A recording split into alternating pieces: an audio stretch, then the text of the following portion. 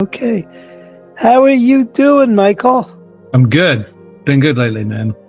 Good. Yeah.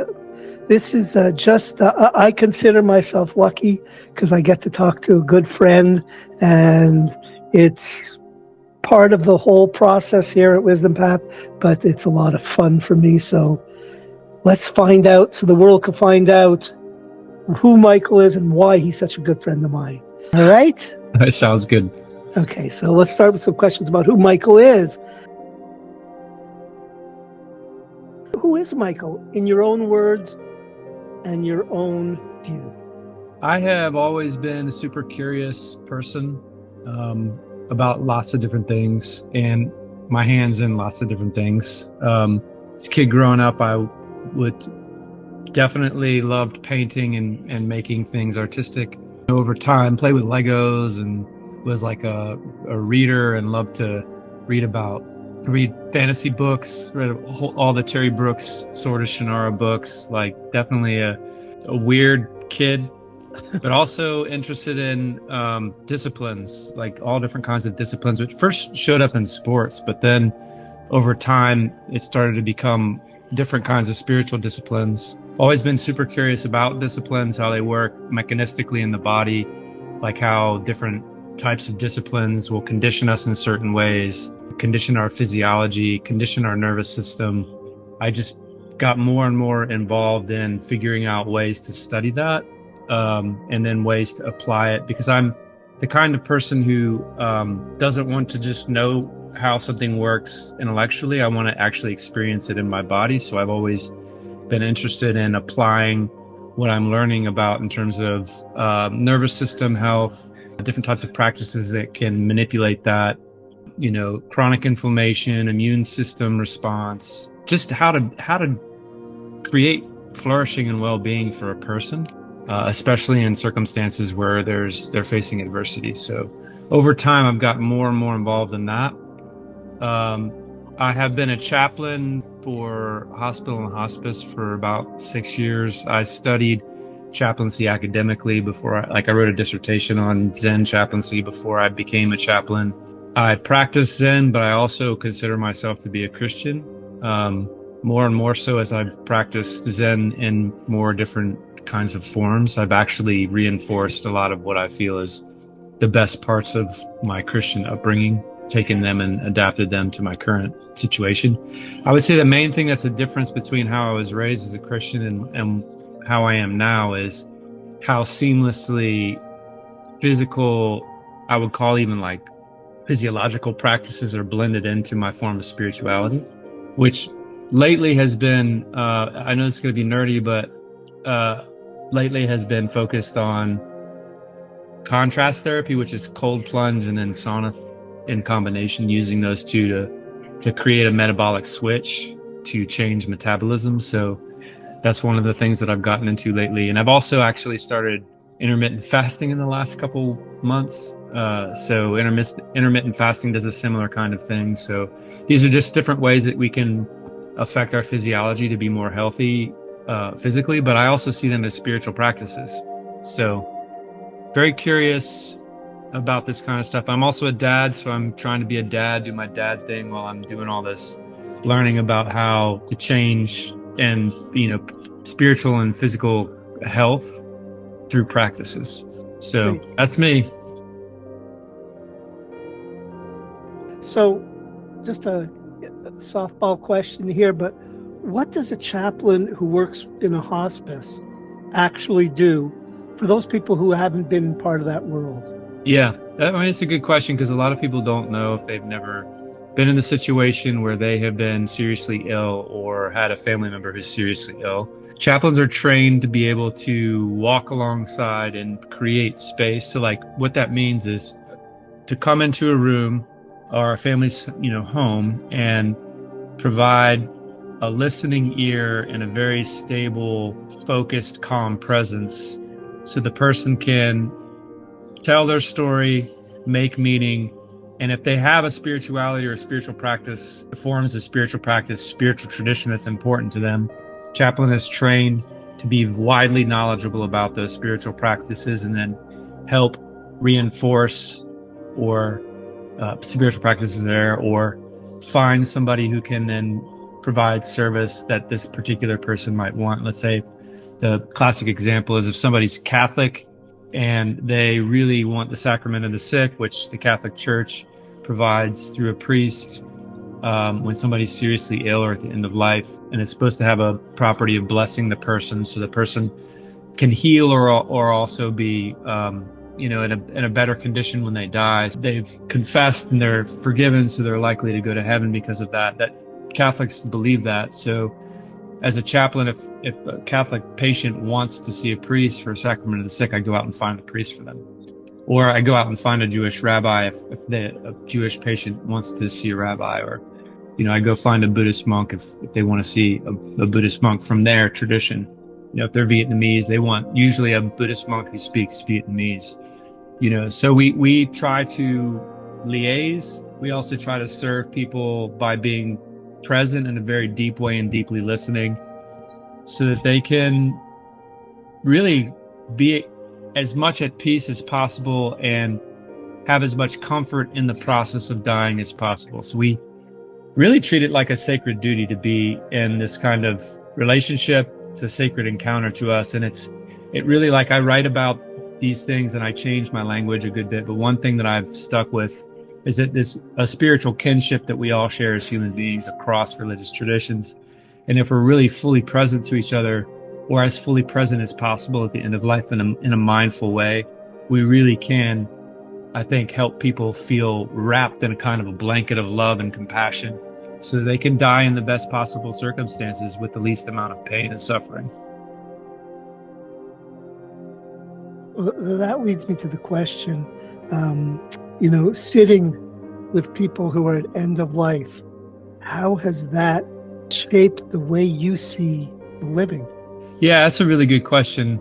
Well, let me answer in a way that actually is going to go a little bit off script. So I've been a chaplain for 6 years, so I've seen a lot of people at the end of life, surrounded by family, when they live their life well. And what I mean by that is they've just poured their love and energy into other people.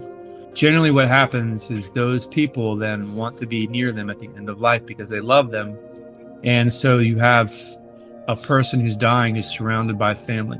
One of the things that's taught me how much I value loving my family and being a part of my family life is the loss of my brother, who just committed suicide not too long ago. And it pointed out to me like how important being close to my children geographically is. So I'm actually in the process of moving closer to them so that I can be around them. Now, that insight was also part of my chaplaincy work, because I had noticed this pattern of people who are deeply connected to their family being surrounded by family. Even today, I went and visited a patient who died right when I got there, and Hispanic family with, a good number of people living in this small house, and about 3 generations and two different parts of the family, father, mother, aunt, uncle, children, plus the grandparents.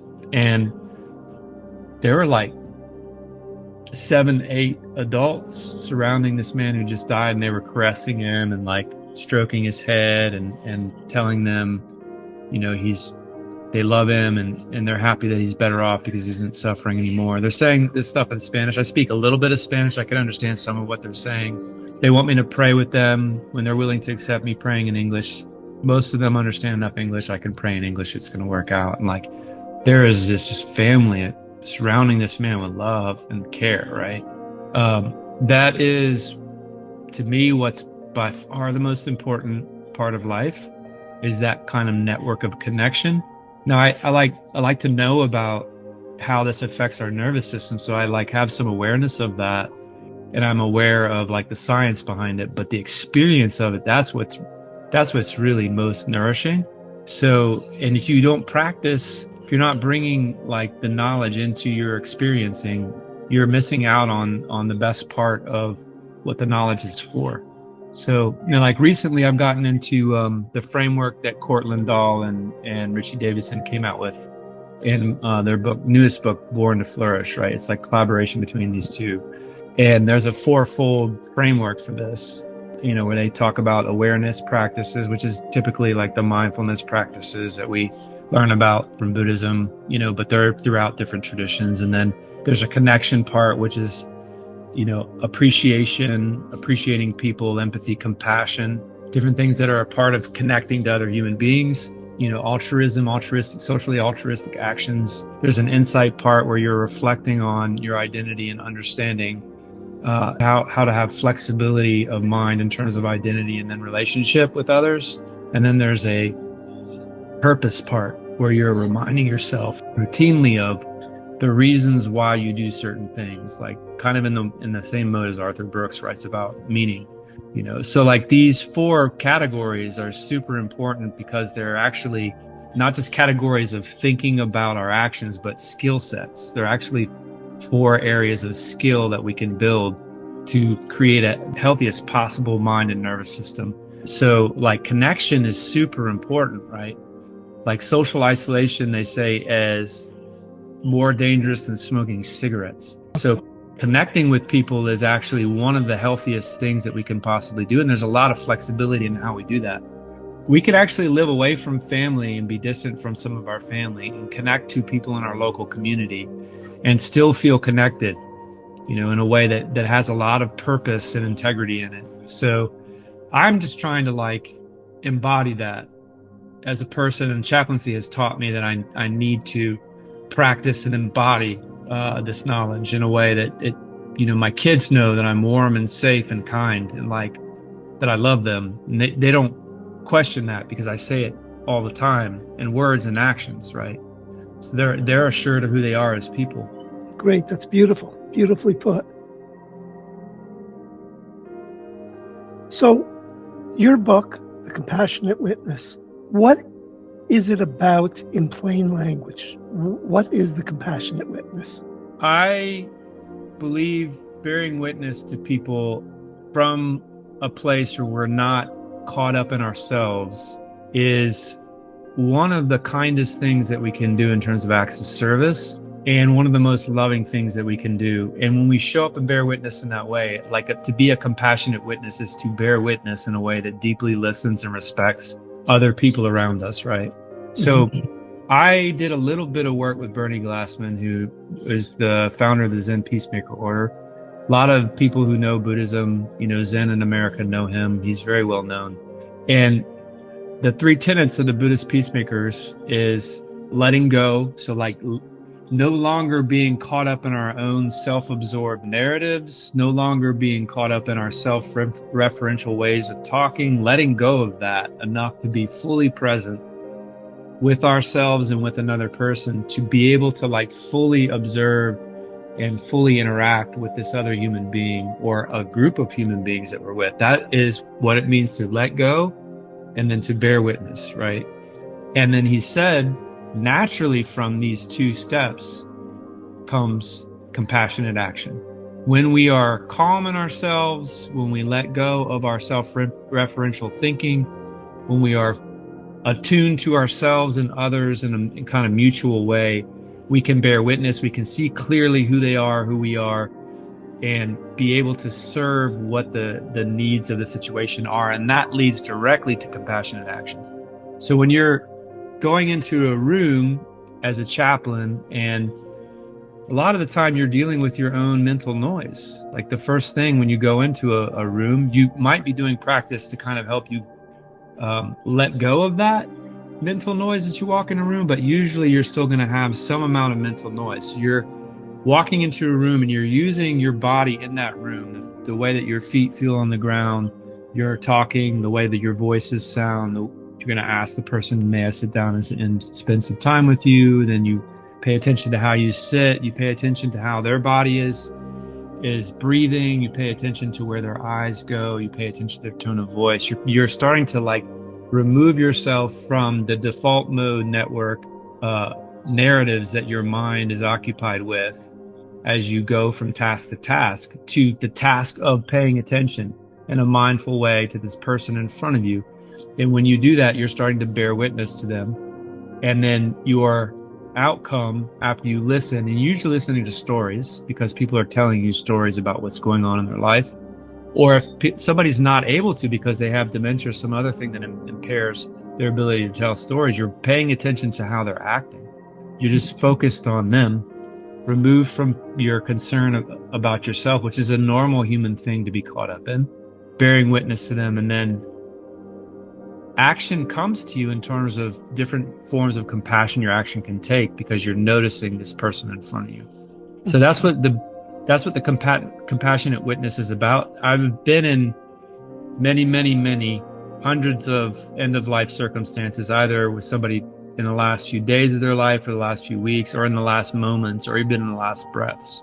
So it's being able to control our attention to some degree to be fully present or as fully present as possible, to let go of our self-referential thinking in order to be fully present, and then to act with as much compassion, empathy and compassion as we can, as much kindness as we can when we see what the situation and this person in front of me or this family in front of me needs.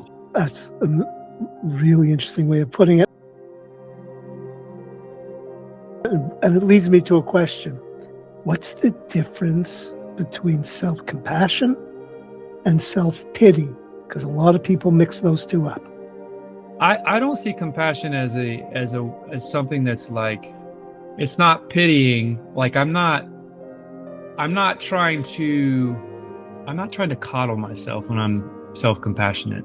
Like there's a certain amount of dealing with the physical or emotional pain of something that isn't trying to distract me from it.